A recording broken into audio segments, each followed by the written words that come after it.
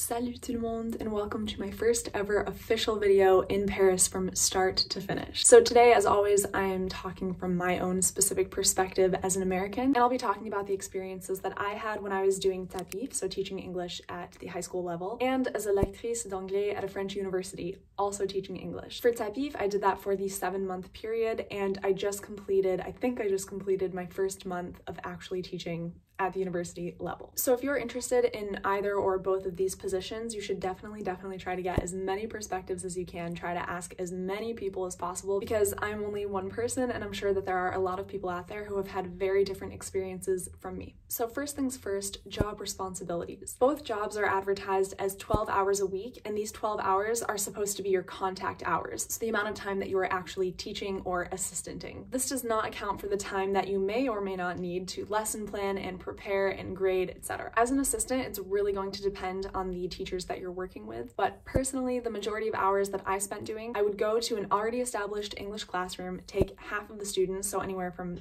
honestly like 4 to 12, bring them to my own separate classroom unsupervised and just teach whatever it is that I wanted to teach for half of the class period. So at the 30-minute mark, they would switch the groups and I would teach the same lesson. I also spent a lot of time doing conversation clubs, so I would have 3 different conversation clubs a week for each level at the high school, and we would spend an hour together with students who were motivated to come because it was optional. And once again, it was literally me having completely free reign over what it was that I wanted the students to practice. A couple of other roles that I had for one specific class, it was a math course that was taught in English. So I would go and I would sit in the class and I would do what you would probably think an actual assistant is supposed to. So I would assist the teacher with pronunciation, or anytime they were trying to find a word that they couldn't think of, I would kind of step in. So I wasn't expected to prepare anything for this class, but I was supposed to be a helpful resource for the students and the teacher. And finally, at certain points throughout the year when my students would have oral exams, I would work individually, one-on-one, in order to really help them hone in on their English pronunciation and fluency in general. At the university level, it is slightly different. I would say there is definitely more responsibility. So for me, I'm responsible for conducting English conversation courses for a bunch of different undergrad students. And it doesn't exactly translate the same, but these students haven't yet gotten their bachelor's degree, which in French would be the licence. And these students are already taking a theoretical phonology course and have to supplement that course with actual practice with a native speaker, and that's where I come into play. So in addition to the students who are taking the phonology course, I also work with students who are in more of a business or commerce major. So at the end of the day, I'm working with 4 different levels of undergrad students. I create my own lesson plans, which honestly I would say are pretty different from what I used to do for TAPIF. So I do have a video if you're interested in seeing the lesson plans that I did for TAPIF. I go through a couple of the lessons that I did a couple years ago. And if you're interested in seeing my lesson plans as a lectrice d'anglais, let me know and I can make another video on that as well. But yeah, these lesson plans are for 50 to 55-minute classes. It's kind of flexible. And I can have anywhere from 2 to 12, 13, 14 students at a time. And while I do give them a participation grade each week, I don't assign any homework, so I don't grade any homework. If I wanted to, I could assign homework, but that would just be more work for myself, so I tend to not do that. However, I am responsible, I think, twice out of the year for creating and administering comprehension exams for several different levels of students that I have. And this is something that I'm expected to grade, and at the end of the semester, I take the participation grades and the comprehension exam grades and just have one whole grade, which ends up being a percentage of what they get for the phonology class overall. Again, I just want to say this is not going to be the case with every single lecteur or lectrice, but that's what's going on with me. So in addition to all of the undergrad students that I'm seeing, I also once a week meet with 2 other students who already have their undergrad, they already have their master's, and right now they're preparing for a super rigorous exam called the agrégation. Personally, essentially, this exam is super competitive, but if they pass it, then they'll be able to teach English at the university level. So it's definitely something that they're working on in order to further propel their career. So with these students, it's much more individualized, and it's really trying to hone in on their fluency because they're already so amazing in English, but you want them to be honestly as close to a native speaker as possible. So you can probably already hear from just the way that I listed out the different responsibilities, but the lectrice position, I would say, is way more intense than what I ever had to do for TAPIF, even though it technically is the same amount of contact hours, so 12 hours a week. So while the amount of hours is the same, the payment is not. And I think that that actually reflects the different amount of work that actually goes into each position. But for TAPIF, you're going to make around 800 euros a month for the 7-month contract. And to be honest, I found this to be a completely livable wage when I was living in the place that I was living in. So I do talk about this more in depth in another one of my videos. I'll put it up here somewhere if you're interested in hearing more about that. And before I tell you about how the lectrice pay compares to the TAPIF pay, if you've gotten any value out of this video so far, please do give it a thumbs up so I can help spread this information to as many people as possible. Back to the lectrice salary. If you are a lecteur or lectrice d'anglais, you're going to get paid somewhere between 12 and 1,300 euros a month, but this is going to be your year-long salary. So even though you won't be teaching over the summer, you're still going to get that 12 to 1,300 euros in your bank account. Since I'm living in Paris, I do think that this salary can kind of cut it close sometimes, but I do believe that it's doable, and just because of the amount of hours, it is highly possible for you to find another source of income. If you want to hear more about how I'm living in Paris on a budget, how I'm making do with this salary, let me know. I can make a whole other video on that as well. So if you're still interested in either of these jobs, let's talk about how you can apply. For TAPIF, I would say it's actually very simple. There's just one site that you go to, and it is a centralized site. All of the information that you need is there, and you create an account and then fill out one application. The application's recently opened last week, I want to say, and they're going to close on January 15th. So since the site is super comprehensive and it has all of the information that you are probably wondering, the only thing I'm going to talk about in terms of the application is the eligibility requirements. So to apply for TAPIF, which is the American cohort of the larger language assistant program, but to apply for TAPIF, you have to be a US citizen or permanent resident between the ages of 20 and 35 with at least 3 years of higher education completed by the start date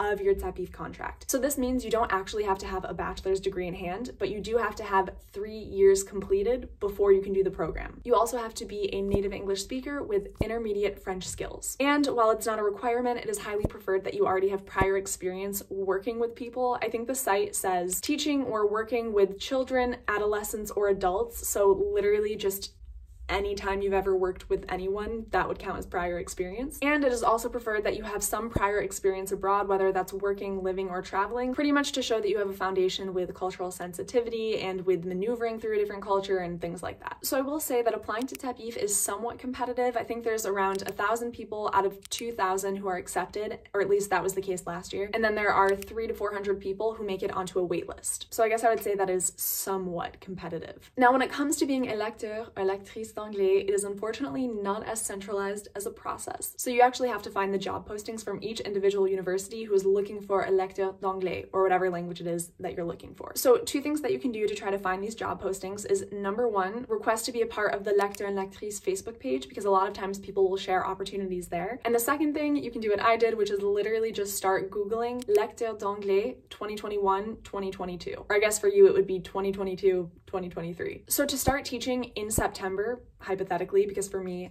I didn't get here till October. But anyway, to start teaching in September, I applied earlier this year in March, but you will likely be able to find job postings from January of 2022 onward. And I think that officially all of the universities are supposed to know by like June or something who's going to be their lecteur and lectrice. But there is quite a lot of turnover that will happen during the summer. So I mean, if you haven't found anything yet and it's past June, that doesn't necessarily mean that you're not going to get a job that year. So anyway, once you find the individual postings, they will tell you specifically how you can apply. And 9 times out of 10, they are going to require a CV and a cover letter, both in French. Sometimes they will require an interview, but not always. And while each application is going to be specific to each university, for the most part, you need to be a native or near native English speaker with an advanced level of French proficiency and at least 1 year of a master's degree completed by the time you are applying. Of course, it really helps if you have prior teaching experience as well, because unlike TAPIF, the lecteur and lectrice positions are highly competitive. Personally, I applied for at least 15 different positions. I think I got 2 interviews, and I was formally offered the position for 1 university. So yeah. And I will say, if you have your eyes set on Paris, that also is going to be even more competitive. So for sure, just cast your net as wide as you can and apply to everywhere. And something I forgot to say is that when I applied as an independent recruit. So I wasn't attached to a university. But if you're actually part of a grad program right now, like say you just finished the first year of your master's degree and your university has an exchange program with another university in France, that's another way that you can get this position. I'm not familiar with that application process, but I would assume that it's a little more streamlined and a little bit more of a guarantee that you're going to get the spot. But regardless, definitely apply to as many places as you can, especially if you, like me, are an independent recruit. So if you're still with me at this point and you are still interested in doing either TAPIF or being a lecteur or or both, you might be wondering for how long you can do these jobs. So for both of these jobs, you can do them twice. This means that once you've already done TAPIF a second time, once you've already been a lecteur for a second time, then you have to move on to something else. So with all the logistic stuff out of the way, the last thing that I want to talk about, we're actually going to circle back to something that has to do with the teaching. So not necessarily the responsibilities, but more so the rapport with students, or managing students at both of these levels. Normally, I think that the assumption is if you are working with high school students, you're going to have a lot more behavioral problems, you're going to have to discipline the students, they might not take you as seriously, whereas if you're at university, the students are just automatically going to at least give you respect, if not be actually interested in the course that they're taking. They're going to do their work, they're going to be attentive, etc., etc. And in my experience, it actually has been like kind of flipped. And I don't want to make a huge generalization, this is really just what I've noticed. I honestly don't remember any instances in which I had to, I don't know, discipline my students in high school. Didn't really have many behavioral issues, and I just didn't have to yell at anyone. That's not to say that all the students were super interested all the time, but they at least were listening to what I was saying. Whereas in the short experience that I've had at university, I've had students who are just constantly texting, who are refusing to speak English in class, who are refusing to participate, period, and are just silent the whole time. And it's nothing that I haven't been able to manage, but it's just definitely not what I was expecting, I suppose. And of course, this is just a handful of students. For the most part, my students have been lovely, but this is definitely something that I've noticed just in reflecting in the past few weeks that I figured I would share. Once again, this is really just my perspective, and I'm sure that there are a ton of other people out there who have the flipped situation, so, you know, try to talk to as many people as you can about this. And if there's something that I didn't address that you're still wondering, whether it has to do with TAPIF or being a lecteur or the differences between the two, just let me know in the comments, and I will see you next time. À la prochaine!